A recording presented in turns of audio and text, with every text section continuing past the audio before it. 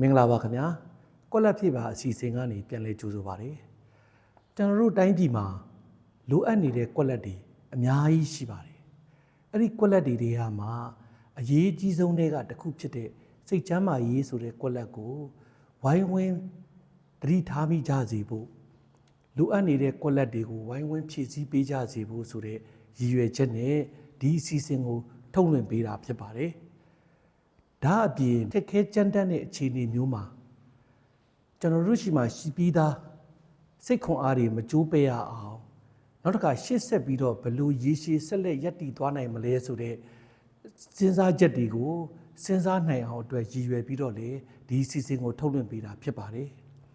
ဒီနေ့ဆွေးနွေးကြမယ့်အကြောင်းအရာကတော့အိမ်နဲ့အဝေးမှာဘလို့ချိတ်ဆက်နေထိုင်ရမလဲဆိုတဲ့ခေါင်းစဉ်နဲ့ဆွေးနွေးပေးကြမှာဖြစ်ပါတယ်အဲ့ဒီဆွေးနွေးဖို့အတွက်ကျွန်တော်ဆရာမနှစ်ယောက်ကိုဖိတ်ခေါ်ထားပါတယ်ဆရာမတို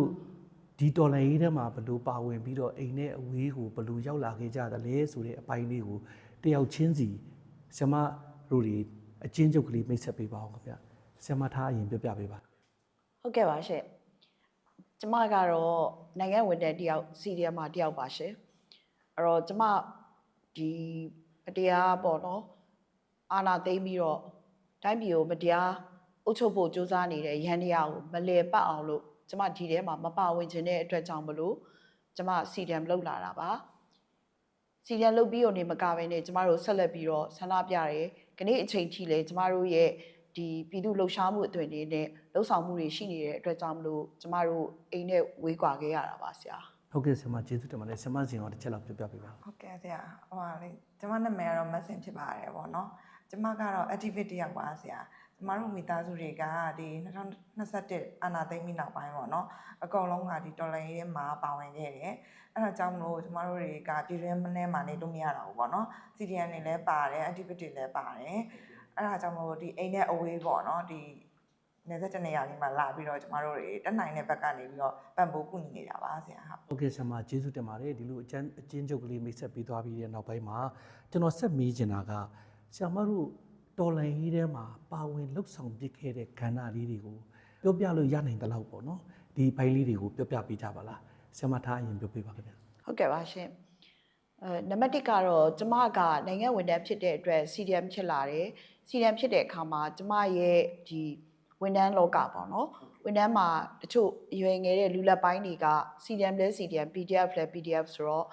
့ကျမတို့အတူတကွပေါ့နော်ဒီကျမတို့ဒီဒေါ်လာရေးပြီးလို့ကျမတို့နိုင်ငံမှာဘယ်လိုများကျမတို့ဆက်ပြီးတော့ဒီဝန်ထမ်းတယောက်ရဲ့ကျင့်ဝတ်သိက္ခာဒါတွေကိုလည်းကျမတို့အခါလျော်စွာကျမတို့ဒီnon CDM ဝါဒတို့ဘာတို့အဲ့ဒီဟာတွေနဲ့ပတ်သက်ပြီးတော့ကျမတို့ဟိုအစကလေးက2021ခရေကတိုင်ပင်ဆွေးနွေးတယ်နောက်ပြီးတော့ကျမတို့တယောက်နဲ့တယောက်ဟိုရိုင်းမိကူညီကြရတယ်ပေါ့နော်တယောက်မှရှိတာကိုတယောက်မှလက်တွဲပြီးတော့ပြီးတယ်ငါတို့မှငါတို့ရှိတယ်ဆိုရဲဆောင်းဖို့ကကျမတို့တရားဝင်မပြထမ်းခင်ကလေးကကျမတို့ကျင့်သုံးခဲ့တဲ့အလုပ်တစ်ခုပါပဲအဲ့ဒီအမှာကျမတကူစာကိုပြောရမယ်ဆိုရင်ကျမဒီစိတ်ချမ်းသာရေးနဲ့ပတ်သက်ပြီးတော့ကျမတို့ကအဓိကကျမအရွယ်ကြတော့ကျမတို့ကလက်နဲ့ကင်နိုင်တဲ့အနေအထားမရှိတဲ့အတွက်ကြောင့်မလို့ကျမတို့ကစိတ်ဓာတ်ကိုလက်နဲ့အဖြစ်ပေါ့နော်အတွေးခေါ်တော်လှန်ရေးတွေနောက်တစ်ခုကကျမတို့ဒီစိတ်ဓာတ်နဲ့တော်လှန်ရေးတဲ့အလုပ်တွေကိုလုပ်တဲ့အတွက်ကြောင့်မလို့ကျမ mentor နဲ့ပတ်သက်ပြီးတော့ mentor motivational speaker တို့ social worker တို့ဒီဟာတွေကျမ certificate တွေရထားပြီးတဲ့အတွက် basic counseling တို့ဒါတွေနဲ့ပတ်သက်ပြီးတော့ဒီစိတ်ချမ်းသာရေးလုပ်ငန်းကိုကျမဒီတော်လှန်ရေးတာဝန်တရက်အနေနဲ့ကျမထမ်းဆောင်နေပါတယ်ရှင်။ဆရာမကျေးဇူးတင်ပါတယ်ဆရာမစီဟောဆက်ပြောပြပါဟုတ်ကဲ့ပါဆရာကျမတို့ကတော့လေအရင်တော့ကတော့ပေါ့နော်ကျမအနေနဲ့တဦးတယောက်အနေနဲ့ဆိုတော့ကျမတို့ကထောက်ဖို့ပေါ့နော်ထောက်ဖို့ဆိုတာမိသားစုထဲမှာ CDM တွေရှိရဆိုရင်လည်းသူတို့အတွက်ကျမကထောက်ဖို့တွေလုပ်ပေးခဲ့တယ်ပြီးတော့အခုကျမတို့တိုက်နေတဲ့ရဲဘော်တွေအတွက်ပေါ့နော်ကျမတက်နိုင်သမျှတော့အကုန်လုံးထောက်ဖို့ခဲ့တယ်ကျမတို့အိုက်ကနေမှတစင်ဒီဘက်တွေရောက်လာတဲ့အချိန်မှာကျမတို့ကိုယ်တိုင်ကလည်းဒီအပြောင်းလဲတွေကိုအများကြီးကြုံတွေ့ခဲ့ရတယ်ပေါ့နော်စိတ်ချမ်းသာရေးနဲ့ပတ်သက်ပြီးတော့လည်းအရင်အရေးကြီးတာကိုကျွန်မသဘောပေါက်ခဲ့တယ်။အဲဒါကြောင့်မို့ကျွန်မကိုယ်တိုင်လည်းဒီပညာရက်တွေကိုပေါ့နော်ဒီဘက်ကနေပြီးတော့နားလည်တကြတဲ့ဆရာကြီးရှေ့ကနေပြီးတော့ပညာစီးမှုသင်ယူတယ်။ပြီးတော့ကျွန်မတောင်းတနေရကနေပြီးပြန်ပြီးတော့ကိုပါလုပ်ပေးနိုင်တယ်ပေါ့။လုပ်ပေးနေတဲ့အပိုင်းကတော့ကျွန်မတို့ဒီဟာကိုစိတ်ချမ်းသာရေးနဲ့ပတ်သက်ပြီးတော့လိုအပ်နေတဲ့လူတွေကိုကျွန်မတို့တက်ကြမ်းထားတဲ့ပညာလေးတွေပေါ့နော်ကျွန်မတို့ပါလာခဲ့တဲ့ experience တွေအတွေ့အကြုံတွေကနေပြီးတော့ကျမတို့ပံ့ပိုးပေးနိုင်သလားပေါ့နော်ပံ့ပိုးပေးနိုင်ဖို့ကျမဒီလုပ်ငန်းလေးတွေလုပ်နေပါတယ်ဆရာဟုတ်ကဲ့ဆရာမကျေးဇူးတင်ပါတယ် အဲ့တော့ဆက်ပြီးတော့မေးရမယ်ဆိုရင်ဆရာမဇင်ကိုအရင်ဆုံးမေးချင်တာကအိမ်နဲ့ပတ်သက်ပြီးပြောကြမယ်ဆိုလို့ရှိရင်ကိုကဘာကိုသတိရစေတယ်ပေါ့နော်ကိုအတွက်ဘာကိုသတိရစေတယ်အဲ့ဒီခံစားချက်တွေရောဆရာမတို့ရဲ့နေ့စဉ်ဘဝမှာဘယ်လိုမျိုးတက်ရောက်မှုတွေဖြစ်တယ်လဲဆိုတာလေးတစ်ချက်လောက်ပြောပြပေးပါဦးဟုတ်ကဲ့ဆရာဟုတ်ကဲ့အရင်တော့ပေါ့နော်ဒီရောက်လာကစားတော့ကတော့အိမ်နဲ့ပတ်သက်ပြီးဆိုရင်တော့အရင်ခံစားရတာပေါ့ဆရာဘာလို့လဲဆိုတော့ကိုအိမ်ကိုမြေကိုစွန့်ပြီးတော့လာခဲ့ရတာလေလာခဲ့ရဆိုတော့ကိုအိမ်လေးတွေကိုမျိုးတွေကိုကျင်လည်ခဲ့တဲ့နေရာတွေကိုလုပ်ခဲ့တဲ့လုပ်ငန်းခွင်တွေပေါ့နော်အဲ့ဒါတွေအကုန်လုံးကိုတော့အရင်သတိရတယ်ပြီးတော့အသားလည်းမကြဘူးပေါ့ရောက်ချင်းကာလမှာတော့ဒီဘက်မှာဘလို့မှအသားမကြနိုင်ဘူးကိုကျင်လည်ခဲ့ရတာတွေကိုပဲသတိရနေတာပေါ့နော်အဲ့ဒါတော့ကျမတို့အိမ်နဲ့ပတ်သက်ရင်လွမ်းရတဲ့အကြောင်းတွေပေါ့ဆရာဟုတ်ကဲ့ပါဆရာဒီအဲ့ဒီဆရာမရဲ့အဲ့ဒီမှာဆက်ပြီးမိကြရင်ခုနမေကုန်းကိုတစ်ဆက်တည်းပြောရရင်ဆရာမရဲ့နေ့စဉ်ဘဝမှာကောဒီလိုမျိုးအိမ်ကိုသတိရတဲ့ကိစ္စတွေကဘယ်လိုမျိုးတက်ရောက်မှုတွေဖြစ်စေတယ်လဲဆရာမဟုတ်ကဲ့ဆရာနေ့စဉ်ဘဝမှာဆိုလို့ရှိရင်တော့ကျမတို့ကလေအိမ်ကိုတော့လွမ်းနေတယ်ဒါပေမဲ့ကျမအနေနဲ့ကတခြားသူတွေသက်ဆိုင်ရင်တော့ကန့်ကောင်းတာပဲပြောရမှာပေါ့ဆရာကျမတို့ကအရင်တည်းကပေါ့နော်ဒီအိမ်ကိုစွန့်ခွာလာပြီဆိုတဲ့အချိန်တွေကမိသားစုတွေကကျမနဲ့တူအကုန်ပါလာကြတယ်ကျမတို့ကအဲ့ချိန်တွေကအိမ်ကမိသားစုတွေကိုပြောတယ်အခုလာရတော့မယ်ဒါကျမတို့ရဲ့မမျှော်မှန်းနိုင်တဲ့ကိစ္စကြီးကျမတို့ကအပေါ်တက်မှာကိစ္စမဟုတ်ဘူးပေါ့နော်လောလောဆယ်မှာကျမတို့ကအခက်ခဲကြတွေကိုသွားမှာအဲ့အတွက်နေခဲ့ခြင်းတဲ့လူတွေနေခဲ့လို့ရတယ်ပေါ့နော်အသက်ကြီးရွယ်လို့လည်းပါတော့နေခဲ့လို့ရတယ်ကျမတို့ပဲသွားမယ်ပေါ့လူငယ်တွေပဲဒါပေမဲ့အိမ်ကမိသားစုတွေကလည်းကျမတို့ဘယ်သွားတေးမတူရှင်းမကွာပေါ့နော်အတူတူလိုက်မယ်ဆိုတော့ရည်ရွယ်ချက်တွေနဲ့အကုန်ရောက်လာတော့ကျမကအဲ့တခုတော့သိချမ်းနိုင်ရတယ်မိသားစုတွေအကုန်လုံးပါလာတယ်ပေါ့နော်အဲ့ဒါလေးကတော့ကျမအတွက်ကံကောင်းချင်ပါပဲဆရာဟုတ်ကဲ့ဟုတ်ကဲ့ဆရာမကျေးဇူးတင်ပါတယ်ဆရာမရောရှင်းပြပေးပါဦးဆရာမဒီနေရာမှာအိမ်ဆိုတာကတော့ကျမတို့ရဲ့လုံခြုံတွေးထွေးတဲ့နေရာပေါ့နော်ဟုတ်ကဲ့အဲ့ဒီအိမ်ကနေပြီးတော့စွန့်ခွာမယ်ဆိုတာကျမတို့ကကြိုတင်ကြံစီထားတာမဟုတ်ဘဲနဲ့ရုတ်တရက်ထွက်ခွာလာတာပေါ့အဲ့တော့ဖြည်းဖြည်းချင်းကြာမှအင်ကိုလွမ်းတဲ့စိတ်ကဘာဖြစ်လာလဲဆိုတော့ရောက်တဲ့နေရာရဲ့ယာတိဥရုတွေအနေအထားတွေပေါ့နော်အဲ့ဒါတွေကတော့အင်ကိုသတိရစေတယ်ပေါ့ဒါပေမဲ့လည်းအဲ့ဒီလွမ်းဆွတ်တဲ့ကိစ္စတွေကိုကျမတို့ကဘာနဲ့ပြန်ပြီးတော့ကိုဖြည့်ဆယ်ထားလဲဆိုတော့ဘာဖြစ်လို့ငါဒီနေရာကိုရောက်နေတာလ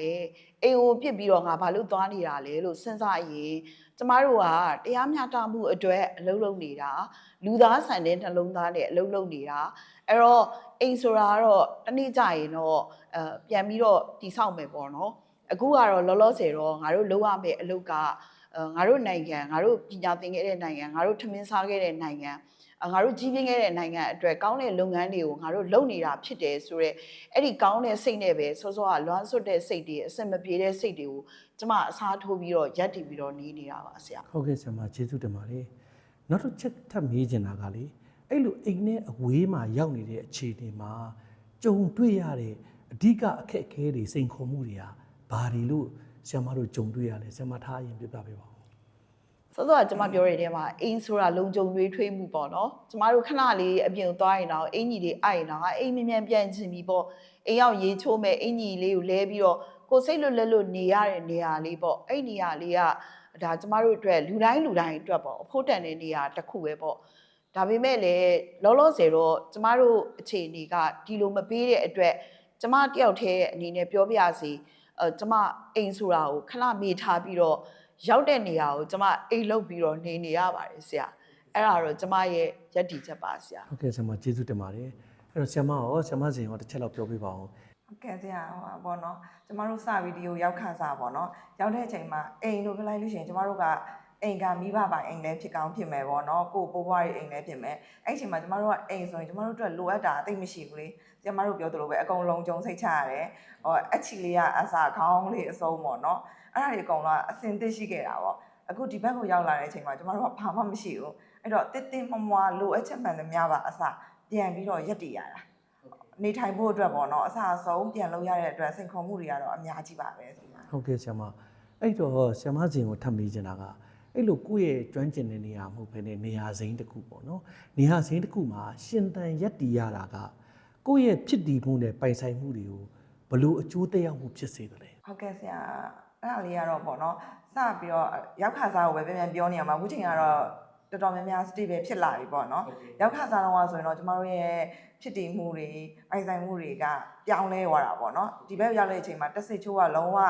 identity ကပျောက်သွားတယ်ပြောင်းသွားတယ်အဲ့ဒီဟာကအရင်ကိုရီအတွက်စိန်ခေါ်မှုတွေပဲဆရာအဲ့မဲ့ကျမတို့တစ်ဖက်ပြန်ကြည့်ရတဲ့အချိန်မှာဒါကကိုရီရှေ့ထားတဲ့လမ်းကိုလျှောက်ကမဲ့လမ်းကတော့ကျမတို့ကဘာပဲလာလာငါတို့လုံနိုင်ရမယ်ပေါ့နော်ဘယ်လိုစိန်ခေါ်မှုပဲလာလာငါတို့ရပ်တည်နိုင်ရမယ်ဆိုတဲ့စိတ်နဲ့ပဲထက်ကြော်နေတာဆရာ ဟုတ်ကဲ့ဆရာမထားရောတစ်ချက်လောက်ပြပြပေးပါဦး ဟုတ်ကဲ့ဆရာနံပါတ်1ချက်ကတော့ကျမတို့မမြင်ရတဲ့ကြန့်ခိုင်မှုတွေပေါ့နော်အဲ့ဒါတွေအများကြီးရလိုက်တယ်ပေါ့ကြန့်ခိုင်မှုဆိုတာကိုကကြန့်ခိုင်မှုအသွင်ကိုစိတ်သက်ကြန့်ခိုင်မှုကိုကြန့်ခိုင်မှုအသွင်ကိုဒါကျမတို့ကူးပြောင်းလိုက်ရတာဒါပေမဲ့ဆက်ဆက်တွေးတဲ့အချိန်မှာတော့ဟိုတော်တော်လေးကိုမပြိုလဲအောင်လို့ပေါ့နော်အားလုံးလုပ်ရပါတယ်နောက်တစ်ခုကနေ့စဉ်အများကြီးလဲမျောမှန်းလို့လဲမရဘူးပေါ့နော်ရှေ့ကိုဘာဆက်လုပ်ရမယ်ဆိုတဲ့ဟာတစ်ခါမှာဟိုကိုယ့်အကူမတွေးတတ်ဘူးအနာဂတ်ကိုကျမတို့တိုင်းပြည်လုံးရောကိုယ့်အနာဂတ်ကိုကျမတို့နိုင်ငံသူနိုင်ငံသားအားလုံးရဲ့အနာဂတ်ကိုတိဆောက်နေတယ်လို့ယုံကြည်ထားပေမဲ့လည်းတစ်ခါတလေကိုယ့်အကူအနာဂတ်ပျောက်တယ်လို့လည်းခံစားရတယ်ဒါအဲ့ဒီအခါမှာကိုယ့်ဘာသာကိုပဲပြန်ပြီးတော့ setting ပါချရလဲဆိုတော့ကိုတိအောင်ရင်ပြန်လုပ်တယ်ပြီးရင်ကျမရဲ့စွမ်းရည်တွေဘာရှိလဲဆိုတာကြည့်တယ်ပြီးတော့စောစောကျမအရှိမပြောသလိုပေါ့ဟိုစီဒီယန်လုပ်ပြီးတော့ဒီတိုင်းတော့ကျမထိုင်မနေခြင်းဘူးနောက်ဒါမဲ့စရောက်တဲ့အချိန်မှာကျတော့ကျမတို့ကလေနေရအစ်စ်နဲ့ပဲအစ်စ်ကိုရပြီးတော့ရောက်တဲ့အချိန်ကျတော့ဟိုနေတိုင်းငိုနေခဲ့ရတဲ့နေ့တွေလည်းရှိတယ်ပေါ့နော်ဒါပေမဲ့အဲ့လိုငိုနေလို့လည်းပြီးမှာမဟုတ်ဘူးငါတို့ဘယ်နေရာနဲ့ဘယ်လိုပုံစံနဲ့သွားမလဲဆိုစဉ်းစားပြီးတော့ကိုယ့် setting လေးကိုပြန်ချပြီးတော့ day by day ပေါ့နော်ကိုစူးစမ်းရပ်တည်ခဲ့ရပါတယ်ဆရာဟုတ်ကဲ့ဆရာမကျေးဇူးတင်ပါတယ်အဲ့တော့အဲ့လိုမိသားစုအတိုင်းဝိုင်းနေနဲ့အဝေးမှာရပ်တည်ရတဲ့အခါမှာဘသူတွေဒါမှမဟုတ်ဘယ်အရာတွေကကိုယ့်ဘဝမှာအရေးကြီးဆုံးနေရာမှာရှိခဲ့တယ်လို့ဆရာမတို့သုံးသပ်ပြီးတယ်ဆရာမစင်တစ်ချက်လောက်ပြောပြပေးပါကဲဆရာဟိုမိသားစုနဲ့အဝေးရောက်နေတဲ့အချိန်မှာပေါ့နော်အရေးကြီးဆုံးအရာကတော့ကျမအမြဲပြောနေကြတယ်မိသားစုပါပဲဒီမိသားစုရှိနေလို့လဲကျမတို့ကောင်းကောင်းရပ်တည်နိုင်တာဘာလို့တူတယောက်တာကျမတို့မိသားစုပေါ့နော်ဒါတိုင်းမိသားစုတွေကြံခဲ့မယ်ဆိုရင်ကျမတို့ဒီရက်တည်ရတဲ့အချိန်မှာလည်းအများကြီးအခက်အခဲရှိတယ်ပေါ့နော်အဲ့တော့မိသားစုတွေအကုန်ပါလာတော့ကျမတို့အတွက်တအားဖြစ်တယ်အားဖြစ်တဲ့အတွက်ကျမတို့ကကျမအနေနဲ့ဆိုရင်တော့ကျမတို့ကနောက်ပြန်လှည့်မှာမဟုတ်ဘူးဘယ်တော့မှလည်းမလှည့်ဘူးပေါ့နော်အဲ့တော့ကျမကရှေ့ဆက်ပဲချီတက်ပါချီတက်တော့ကို့မှာအနောက်မှာကလည်းအစဉ်သင့်မိသားစုကပါလာတယ်ပါလာတော့တွေ့ကြုံရမယ့်အခက်အခဲတွေကိုလည်းကျမကရင်ဆိုင်နိုင်တယ်ပေါ့နော်အဲ့ဒါနဲ့ပဲကျမတို့ဖြတ်ကျော်ခဲ့တာဆရာဟုတ်ကဲ့ဆရာမကျေးဇူးတင်ပါတယ်ဆရာမထားရောအဲ့ဒါလေးကိုတစ်ချက်လောက်ပြောပြပေးပါလားကျမလည်းဆရာမစင်လိုပဲမိသားစုပါလာတယ်မိသားစုမှာကျမတို့ကမိသားစု၄ယောက်ပေါ့နော်၄ယောက်စလုံးကဒီတော်လိုင်းရေးထဲမှာတက်ကြွလုပ်ခဲ့တဲ့သူတွေဆိုတော့ကျမတို့မိသားစုလည်းဖြစ်တယ်ကျမတို့ဘေးကင်းရအတွက်လည်းအတူတူပြေးလာကြရတယ်ဆိုတဲ့အတွက်မိသားစုကိုနောက်ဆိုင်ငင်စရာမလိုပေမဲ့လည်းဟိုကျမရဲ့ဒီအမျိုးသားဘက်တို့တန်တဲ့ဆွေမျိုးတွေအတွက်ကတော့ဟိုကျမတို့ငင်းညာရတဲ့အပိုင်းတွေတော့ရှိတယ်ဒါပေမဲ့ကျမတို့၄ယောက်စလုံးကျမကဒီနေရာမှာကျမတကူစားပေါ့ဘယ်ဟာအရေးကြီးဆုံးလဲလို့ပြောရင်တော့ကျမတို့စိတ်ဓာတ်တွေပါပဲဒီစိတ်ဓာတ်ကကျသွားတာလေကျမတို့ပြိုလဲစီတယ်ဒီစိတ်ဓာတ်ကဆွဲမြင့်လိုက်တဲ့အတွက်ကြောင့်မလို့လေကျမတို့ဒီနေရာမှာကြံ့ကြံ့ခံပြီးတော့ရပ်တည်နေတယ်အဲ့ဒီအတွက်ကြောင့်မလို့နံပါတ်1အချက်အနေနဲ့ကျမတို့ကမိသားစုအချင်းချင်းစိတ်ဓာတ်ခွန်အားတွေပေးတယ်ပြီးရင်မိမိရဲ့နီးစပ်ရာတွေအကုန်လုံးကိုကောင်းတာတွေပြောပြီးကိုကောင်းတာတွေလုပ်ပြီးတော့တယောက်နဲ့တယောက်ဆွဲခေါ်ကြတယ်အဲ့တော့ကျမကတော့မိသားစုနဲ့စိတ်ဓာတ်ကကျမတို့အတွက်ပို့ပြီးတော့အရေးကြီးပါတယ်ဆရာဟုတ်ကဲ့ဆရာမကျေးဇူးတင်ပါတယ်ဆရာမစင်ကိုတစ်ချက်လောက်ဆက်ပြီးမေးကြည့်ချင်တာပါနော်အဲ့လိုမျိုးအိမ်နဲ့အဝေးရောက်နေတဲ့အချိန်မှာဝန်းနေမှုတွေအိမ်သတိရတာတွေဒါမျိုးတွေဖြစ်တတ်တဲ့သဘာဝရှိတယ်ဆိုတာကိုကျွန်တော်တို့လည်းနားလဲပါတယ်အဲ့တော့အဲ့လိုဖြစ်တဲ့စိတ်ခံစားချက်တွေကိုဆရာမအနေနဲ့ဘယ်လိုမျိုးတက်တောင့်တက်တာဖြစ်အောင်ကင်တွယ်ဖြည့်ရှင်းလဲဆိုတာလေးကိုတစ်ချက်လောက်မျှဝေပေးပါဦးဟုတ်ကဲ့ဆရာကျမတို့ဆရာကြီးပြောထားတဲ့အတိုင်းပဲပေါ့နော်ကျမတို့ကemotion ပေါ့နော်စိတ်ခံစားချက်တွေကအမြဲတမ်းပြောင်းနေတာလေကျမတို့လွန်တဲ့အခါကျရင်ဝမ်းနေတယ်သတိတွေရတယ်ပေါ့နော်အဲ့တော့ကျမတို့ကအဲ့အချိန်ကျရင်လည်းငါအိမ်ဝမ်းနေနေတယ်ဒါငါသတိရနေတယ်ပေါ့နော်ဝမ်းနေခိုင်းလိုက်တယ်သတိရခိုင်းလိုက်တယ်ပေါ့ဒါပေမဲ့ကျမတို့သိရမှာကလက်ရှိပစ္စုပန်မှာငါတို့ကဘယ်ကိုရောက်နေတာလဲပေါ့ပြီးတော့ငါတို့ဘာတွေလုပ်နေတာလ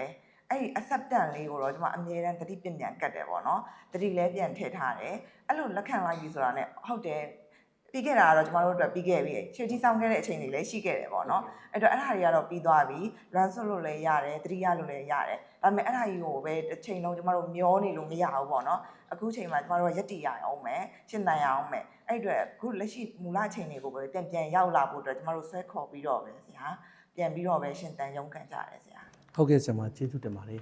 အဲ့ဒီအကြောင်းကတော့ဆရာမထားခုနပြောသွားတဲ့အထက်မှာလည်းပါသွားပြီးတော့ကျွန်တော်နောက်မေးခွန်းတစ်ခုကိုဆက်ပါမယ် အဲ့တော့အဲ့လိုအိမ်နဲ့အဝေးမှာရောက်နေတဲ့အချိန်မှာကိုနဲ့ဘဝတူအတိုင်းဝိုင်းနေနဲ့ချိတ်ဆက်တာတွေရောလုပ်ဖြစ်သလားအဲ့လိုလုပ်ဖို့ကဘာလို့အရေးကြီးတယ်လို့ထင်တယ်လဲဆိုတာကျွန်မစင်အရင်ဆုံးပြပြပေးပါဦး ဟုတ်ကဲ့ဆရာအခုလိုမျိုးအချိန်ပေါ့နော်အဲ့မှာကိုနဲ့ဘဝတူတွေကချိတ်ဆက်ဖို့အရန်အရေးကြီးတယ်ဒါဆိုတော့ကျမတို့ကတယောက်တယောက်တည်းနေလို့မရဘူးပေါ့နော်ဟိုအရင်ရက်ဒီမှာလည်းဆရာကြီးပြောခဲ့တဲ့စကားလုံးရှိတယ်ကျမတို့က connection ပေါ့ကျမတို့ရဲ့ဘဝမှာအောင်မြင်မှုတွေလည်းရှိခဲ့တယ်ကျမတို့ကအဲ့ဒါတွေကိုလည်းပြန်အမှတ်ရဖို့လိုသလိုကျမတို့ဒီကြောင်းနေတဲ့နေရာမှာရှင်သန်ဖို့အတွက်ဆိုရင် connection ကလည်းအရေးကြီးတယ်အဲ့လိုကြမှာကျမတို့ကတဦးတယောက်တည်းအထီးမကျန်နေတော့ဘူးဆရာရဲ့တယောက်တည်းငါမှမကဲရမရှိဘူးကိုရမရှိဘူးဆိုတဲ့ခံစားချက်တွေမဝင်တော့ဘူးငါနဲ့တူတူရင်ဘတ်ချင်းတူတဲ့လူတွေရှိသေးတယ်တခုခုအကူညီလိုရင်ပေါ့နော်ကူညီမဲ့လူတွေရှိတယ်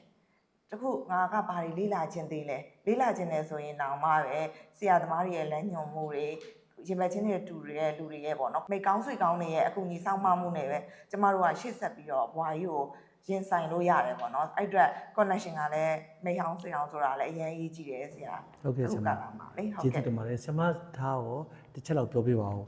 ဟုတ်ကဲ့ပါဆရာအစုအဖွဲ့မကြိုးပဲဖို့ဆိုတာကျမတို့အတွက်အရန်ကိုအရေးကြီးတယ်ဘာဖြစ်လို့လဲဆိုတော့အခုကျမတို့စကားပြောနေရတာကကျမတို့နိုင်ငံမှာအေဂျင့်မှုပေါ့နော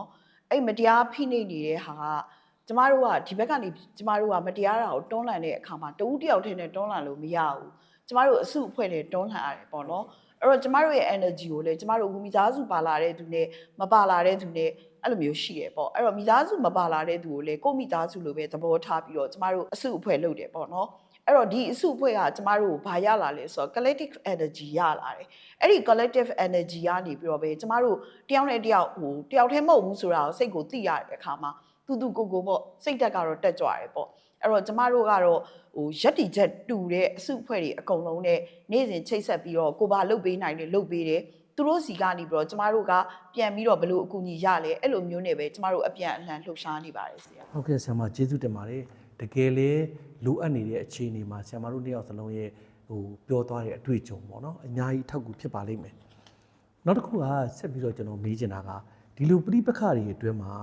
ကိုအကောင်းဆုံးရှင်သန်ရပ်တည်နိုင်ဖို့ပေါ့နော်လှုပ်ဆောင်နိုင်တဲ့နီလန်းလေးတွေရှိရင်မျှဝေပေးကြပါဦးဆရာမထားအရင်ပြောပြပေးပါလားဟုတ်ကဲ့အဲ့ဒါတိတ်ကိုအရေးကြီးပါတယ်ဆရာစောစောကကျမဒီတော်လိုင်းရေးထဲမှာပါလာတဲ့အခါမှာကျမစဉ်းစားတယ်ပေါ့ဘယ်လို trend နဲ့သွားမလဲလို့စဉ်းစားတဲ့အချိန်မှာနံပါတ်1ချက်ကဘဘဦးဝင်းတေရဲ့အစုအဖွဲ့တွေမကြိုးပဲဖို့စိတ်ဓာတ်တွေမကြိုးပဲဖို့ကျမရေးကိုမကြိုးပဲဖို့ဆိုပြီးရှိတယ်ကျမကိုယ်တိုင်ကကျမဒီ cancer survivor တယောက်ဖြစ်တဲ့အတွက်ကျမရေးကိုကျမစိုးရိမ်ပါတယ်ဘာဖြစ်လို့လဲဆိုတော့ကိုကခံစားနိုင်နေပဲထားကိုကသူများကိုဒီကာလကြက်တဲနေတဲ့အချိန်မှာမိသားစုကိုအနည်းဆုံးတော့ဝန်တော့ဝန်ဖို့မဖြစ်စေချင်ဘူး။နောက်ဒီလောက်အထိကျမတို့အိုးပြည့်အိမ်ပြင်းနဲ့ပါဝင်လာကြတဲ့အတွက်ကြောင့်မလို့ဒီတော်လိုင်းရေးထဲမှာလည်းကျမတို့ကပါဝင်ခြင်းသေးတယ်။အောင်မြင်တာကိုလည်းမြင်ခြင်းသေးတယ်။အဲ့ဒီအတွက်ကြောင့်မလို့ကျမကြီးကိုတော့ကိုယ့်ဘာသာကိုစောင့်ရှောက်လိုက်တယ်။အဲ့လိုစောင့်ရှောက်တဲ့နေရာမှာကျမတို့ကြည့်ရရင်ကျမတို့မှာအခက်အခဲအကျက်တဲတွေအများကြီးပဲကိုယ့်အိမ်ကိုယ်တော်မနေရဘူးပေါ့နော်။အဲ့တော့ဒီစိန်ခေါ်မှုတွေအကုန်လုံးကိုကျမတို့ကဘာနဲ့စဉ်းစားလဲဆိုတော့ကျမတို့နေ့စဉ်လှုပ်ပေးနိုင်တဲ့ကောင်းမှုကုသိုလ်တစ်ခုအဲ့ဒါဘာသာတရားမှမဟုတ်ဘူးပေါ့နော်ကိုယ့်အချင်းချင်းတွေကsuicide ဖြစ်ခြင်းတဲ့သူကိုတယောက်ကိုသူ့ကိုသွားပြီးတော့ကိုယ်တွေတက်နိုင်သမျှအားပေးစကားပြောတာတို့ကိုယ်မှာရှိနေတဲ့ဆန်လေးကိုခွဲပေးလိုက်တာတို့နောက်သူ့ကိုစေးဘိုးလေးကိုမှာရှိတာလေးကိုခွဲဝေပြီးတော့တယောက်နဲ့တယောက်ကြွေးကြတာတို့ကိုမပေးနိုင်တဲ့အချိန်မှာတက်နိုင်တဲ့သူတွေစီကိုလိုက်ပြီးတော့ကျမလှုံ့ဆော်ပေးတာတို့အဲ့ဒါလေးတွေနဲ့ပဲရက်တီရှင်သန်လာတဲ့အခါမှာကျမတို့ခွန်အားတွေရလာတယ်ဆရာအဲ့ဒီနီးနေတော့အခုလက်ရှိလှုပ်ရှားဆောင်ရွက်နေတာကတော့ဒီနီးနဲ့ပဲကျမရက်တီနေပါတယ်ရှင်ဟုတ်ကဲ့ဆရာမကျေးဇူးတင်ပါတယ်အများကြီးအထောက်အကူဖြစ်နိုင်ပါတယ်အားဖြစ်နိုင်တဲ့စကားတွေပါပဲဆရာမစင်တော့တစ်ချက်လောက်ပြောပြပါဦးကဲဆရာဒီကာလမှာဘယ်လိုရက်တီရှင်သန်ရမလဲဆိုရင်ပေါ့ဆရာဒါကိုယ့်ရဲ့အတွေ့အကြုံနဲ့ဆရာတို့ရဲ့သင်ကြားမှုတွေပါပဲပေါ့နော်အဲ့ဒါကကျတော့ကျမဒီဟာကလေကျမတို့ကဒီလိုမျိုးခက်ခဲနေတဲ့အချိန်ပေါ့နော်ဆရာကြီးသင်တဲ့အတိုင်းပဲဘာကောင်းလဲဆိုတဲ့ဟာလေးကိုကျမတွေးမိတယ်နံပါတ်1ကပေါ့နော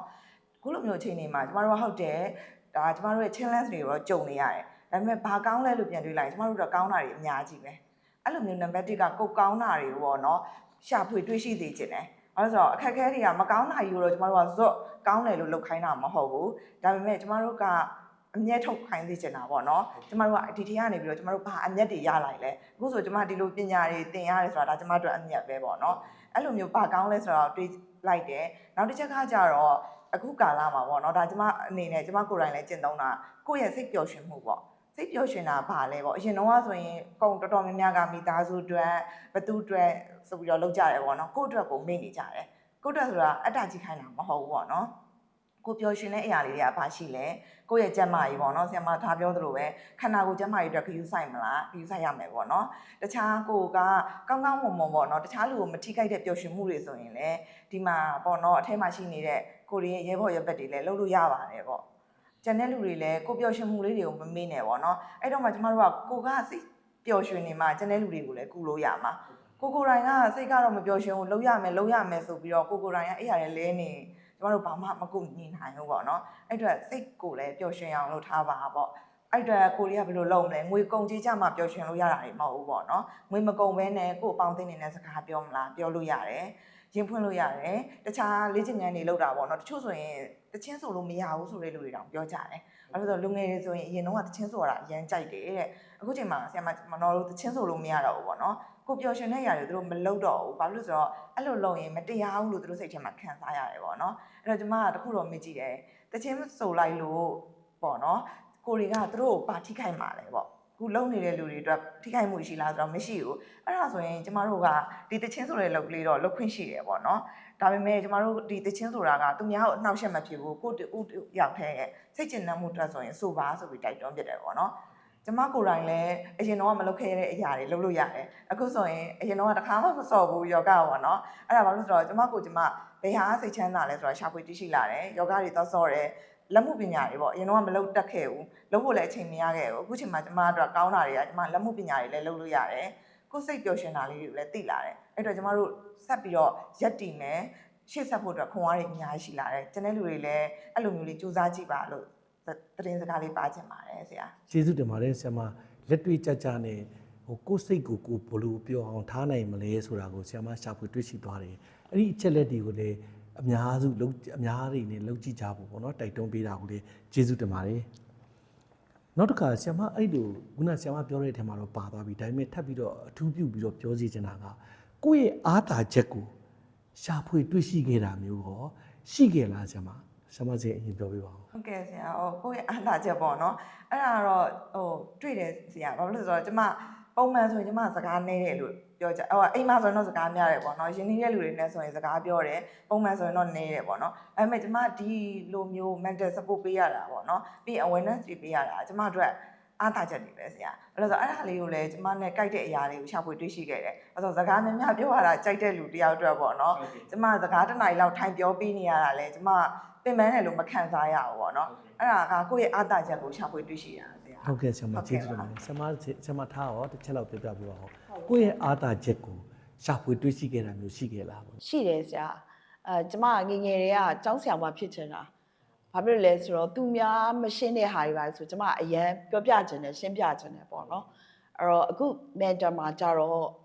့သူများရဲ့ problem တွေကိုနားထောင်ပေးရတယ်စိတ်ရှိလက်ရှိနဲ့နောက်တနာကျင်တာဂယုဏမေတ္တာပေးခွင့်ရတယ်ပေါ့နော်အဲ့ဒါလေးကြိုက်တယ်ကျမပြီးတော့နောက်အဲ့သူ့ရဲ့ပြောလာတဲ့ problem တွေကိုကျမတို့ဘယ်လိုရှုထောင့်ကနေပြီးတော့ကျမတို့သုံးသပ်ပြီးတော့အတူတကွဖြေရှင်းရတယ်ဆိုတဲ့ဟာကကျမအရန်ကြိုက်တယ်နောက်တစ်ခုကစိတ်ခွန်အားပေါ့နော်စိတ်ခွန်အားပေးကြတယ်စိတ်ခွန်အားပေးတဲ့နေရာမှာတစ်ခါလေကြာရင်ကျမတို့ကစကားပြောတာတော်လိုင်းရေးတွေကဆိုတော့တော်တော်များများကအရွယ်ငယ်တဲ့သူတွေမှာねအများဆုံးထိတွေ့ဆက်ဆံရတယ်အဲ့ခါကျရင်စကားပြောတာတဲ့သူတို့က music ပေါ့နော်ဒီ arts က barrier မရှိဘူးတယောက်နဲ့တယောက်ကုလူဆက်ဆံတဲ့နေရာမှာစကားတဲ့တချင်းလေးတစ်ပုဒ်ကိုအတူဆိုလိုက်တာကအဆင်ပြေတော့ကျမငယ်ငယ်ကမတောက်တစ်ခေါက်တက်တဲ့ဂီတာတီးတာကိုလည်းပြန်တီးရတယ်ပေါ့ပြန်တီးတော့သူတို့နဲ့အတူတူဂီတာတီးတယ်တချင်းဆိုရယ်ဆိုရင်ကိုလည်းနုပြိုမှုတွေရောစိတ်ချမ်းသာမှုတွေရောကိုလုပ်ချင်တဲ့အလုပ်တွေအကုန်လုံးကိုလုပ်ရတဲ့အတွက်သူလည်းစိတ်ချမ်းသာတယ်ကိုလည်းစိတ်ချမ်းသာတယ်အဲ့ဒါလေးတွေ့ပါတယ်ဆရာဟုတ်ကဲ့ဆရာမကျေးဇူးတင်ပါတယ်ကိုယ့်ရဲ့အားသာချက်တွေကိုဘယ်လိုပြန်ပြီးအသုံးချနိုင်မလဲဆိုတာကိုတွေးရှိခဲ့တာကိုလည်းအရန်ဝမ်းသာဖို့ကောင်းပါတယ်အဲ့တော့နောက်တစ်ချက်အနေနဲ့ကဒီမော်နော်ကုလူမျိုးအခက်ခဲတွေထဲမှာဝင်းနေမှုတွေနာကျင်မှုတွေတပြိုင်တည်းခံစားနေရတယ်ဒါပေမဲ့အဲ့လိုမျိုးဝင်းနေမှုတွေနာကျင်မှုတွေခံစားနေရတာကိုဒီကနေအစိုးရကအကောင်းလို့ပဲပြောမလားမသိဘူးပေါ့နော်ကိုယ့်ရဲ့ခံစားချက်တွေကိုကိုယ်တိုင်အတိအမှတ်ပြုပြီးတော့ခွန်အားအနေနဲ့ပြောင်းလဲခဲ့တဲ့ကိုအားပေးနေကြ စကားတစ်ခွန်းလောက်ရှိရင်ဆရာမတို့မျှဝေပေးပါအောင်ခင်ဗျဆရာမထားအရင်ပြပြပေးပါ ဟုတ်ကဲ့ပါဆရာပထမတော့အဲ့ဒီစကားဆိုရဲဟာကိုကျမနားမလည်ဘူးပေါ့အလုတ်လုံရင်းရနေပြီးတော့ကျမဘာရလာလဲဆိုတော့အဲ့ဒါကျမဖန်တီးယူထားတဲ့စကားလုံးမဟုတ်ဘူးကျမအလုတ်လုံလာတဲ့ကာလတစ်လျှောက်မှာဒီဒေါ်လာကာလတစ်လျှောက်မှာရလာတဲ့ဟာကဘာလဲဆိုတော့ခွန်အားပေးခွန်အားယူဆိုတာကျမရဲ့ဆောင်မှုပဲကျမကသူများကိုအရင်တော့သွားရင်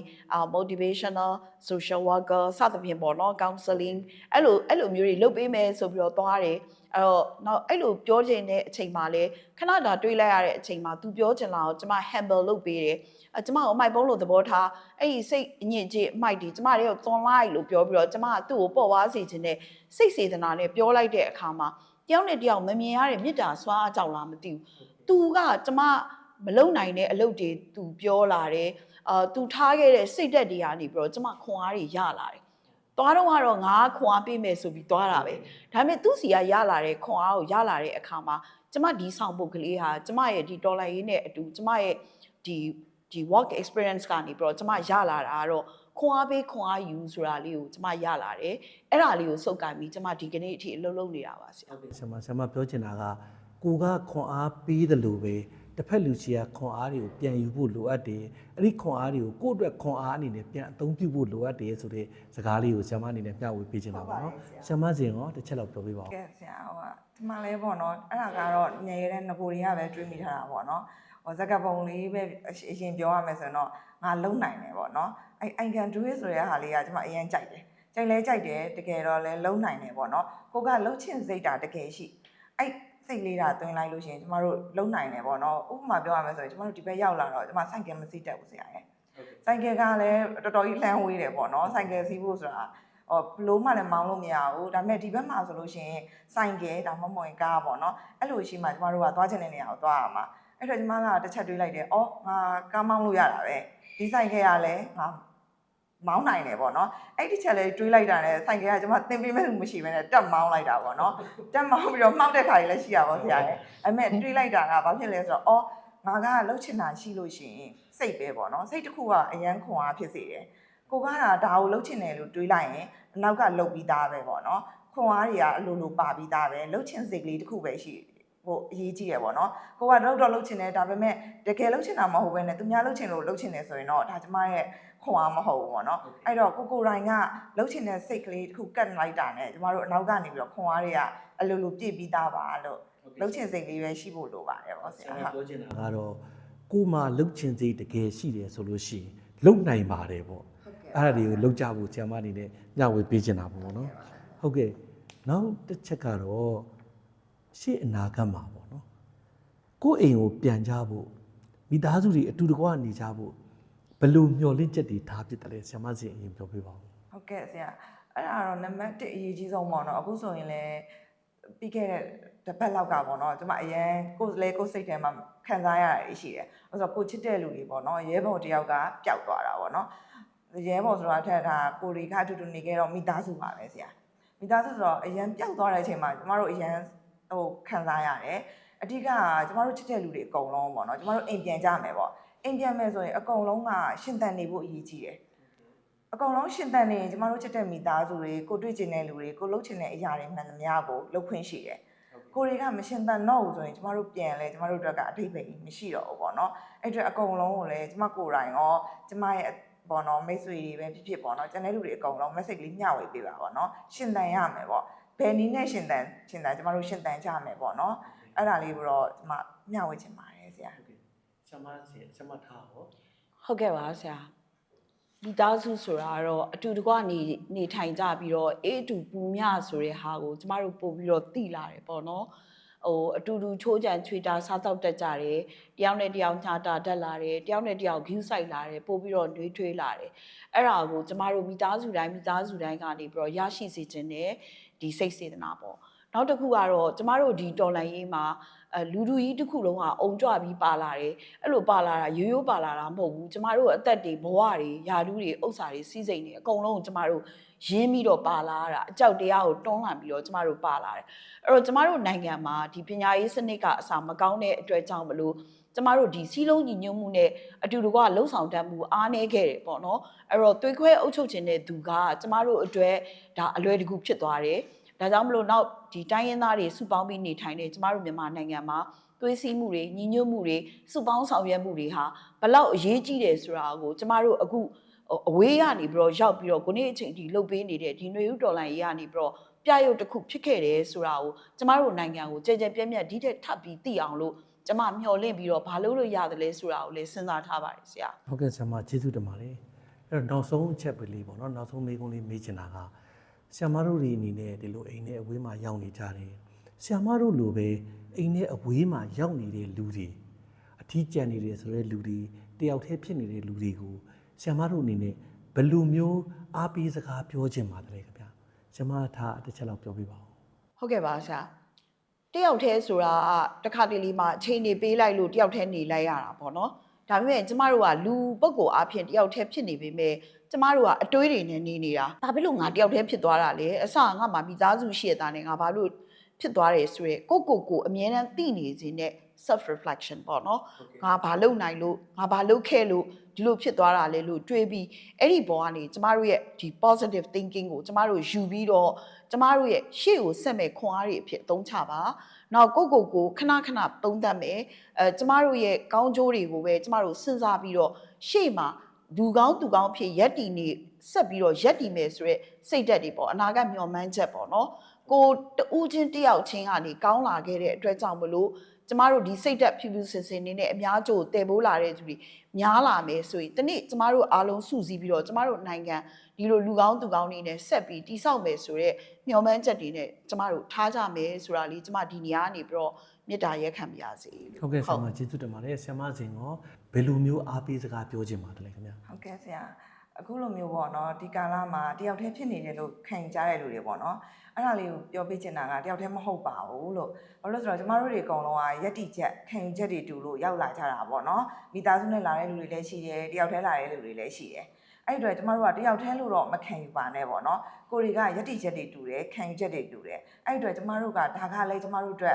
second family ပဲပေါ့နော်ဒါမိသားစုဝင်တွေပဲအဲ့တော့တယောက်နဲ့တယောက်နဲ့ကျမတို့ဖေးကူကြမယ်တယောက်တည်းဆိုတာမဟုတ်ဘူးပေါ့နော်အရင်တော့ဆိုရင်ဆရာအရင်ချစ်ပါတယ်ဆိုတဲ့တငယ်ချင်းတွေချစ်ပါတယ်ဆိုတဲ့မိသားစုဝင်တွေကယက်တီချက်ခံယူချက်တွေမတူတဲ့အတွက်ထားခဲ့ရတာတွေအများကြီးပဲအခုချိန်မှာကျမတို့အဆက်အသွယ်ဖြတ်လိုက်ရတာတွေအများကြီးပဲပေါ့နော်အဲ့တော့ဒီဘက်ရောက်လာတဲ့လူတွေပဲဖြစ်ဖြစ်ကိုယက်တီချက်ကြောင့်တယောက်တည်းဖြစ်နေကြတဲ့လူတွေကအမြဲတမ်းစိတ်ထဲမှာပေါ့နော်တယောက်တည်းလို့မခံယူနဲ့ကျမတို့တွေအကုန်လုံးကအတူတူရှိနေတယ်ပေါ့နော်ကျမတို့တွေကယက်တီချက်တွေလည်းတူတယ်ခံယူချက်တွေလည်းတူတယ်ဆိုတဲ့အတွက်တယောက်တည်းဆိုတာမဟုတ်ဘူးပေါ့နော်ကိုကတယောက်တည်းလို့ခံယူရင်တော့တယောက်တည်းလို့တွေးမိတာပေါ့ဆရာကြီးကိုအတွေးပေါ့နော်အဲ့အတွက်အဲ့လိုမတွေးပါနဲ့ငါတို့နဲ့ယက်တီချက်တွေတူတယ်ငါတို့နဲ့စိတ်တူတဲ့လူတွေရှိသေးတယ်အဲ့ဒီလူတွေကိုငါတို့ကအချိန်မရွေးဆက်သွယ်လို့ရတယ်အဲ့ဒါကြောင့်မို့လဲငါတို့ဒီဘက်တွေရောက်နေတယ်ငါတို့ကဆက်သွယ်ခြင်းစိတ်ရှိတယ်ဆိုရင်အချိန်မီငါတို့မှာ family ဆိုတာရှိသေးတယ်ဆိုတဲ့အသိစိတ်လေးပေါ့နော်အဲ့ဒါလေးကိုတော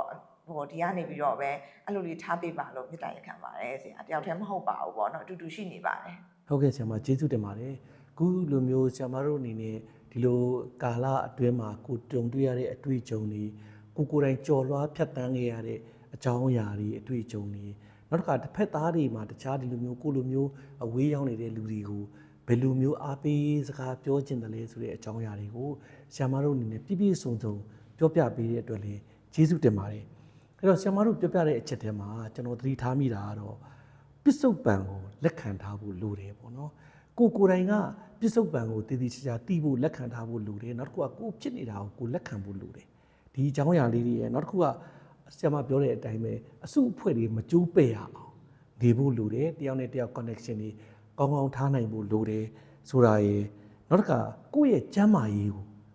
ကိုဂရုစိုက်ဖို့လိုတယ်အဲ့ဒါကြမှာကိုယ်တိုင်လှုပ်ချင်တဲ့အလုပ်တွေရောကိုယ့်ရဲ့မိသားစုဝင်တွေကိုအခက်အခဲမဖြစ်စေတဲ့ကိစ္စမျိုးတွေရောနောက်တစ်ခါကိုယ့်ရဲ့ပတ်ဝန်းကျင်ကိုအခက်အခဲမဖြစ်စေတဲ့ကိစ္စမျိုးတွေကိုရောဖြစ်နိုင်မယ်ဆိုတာရယ်နောက်တစ်ခုက